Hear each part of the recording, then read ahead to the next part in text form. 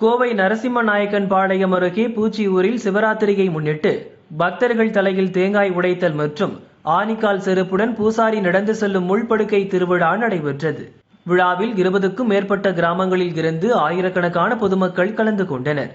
விழாவின் ஒரு பகுதியாக மகாலட்சுமி சுவாமி முன்பாக பக்தர்கள் தங்கள் தலையில் தேங்காய்களை உடைத்து நேர்த்திக்கடனை செலுத்தினர். தொடர்ந்து பூசாரி வீரபத்திர சுவாமி முன்பாக கூர்மையான ஆணிகள் பதித்த மரக்கட்டை செருப்பு அணிந்து ஊர்வலமாக வந்து கோவிலை அடைந்தார். அங்கு சுவாமிக்கு சிறப்பு பூஜைகள் மற்றும் தீபாராதனைகள் நடைபெற்றன. திரளான பக்தர்கள் கலந்து கொண்டு தரிசனம் செய்தனர். அன்னதானம் வழங்கப்பட்டது.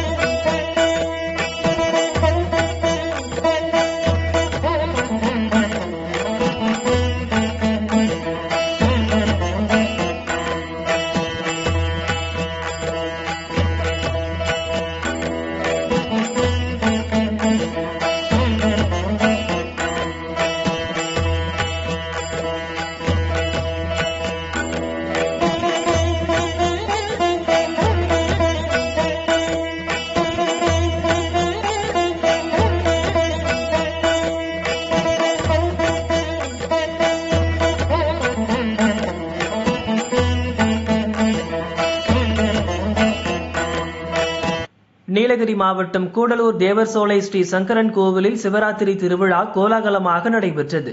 செண்டை மேளம், பூக்காவடி ஆட்டத்துடன் தேர் ஊர்வலம் துவங்கியது. ஊர்வலத்தில் பெண்கள் தாளப்பொலி எடுத்து பங்கேற்றனர். ஊர்வலத்தில் முதல் முறையாக ரோபோட்டிக் யானை பங்கேற்று பக்தர்களை பரவசப்படுத்தியது.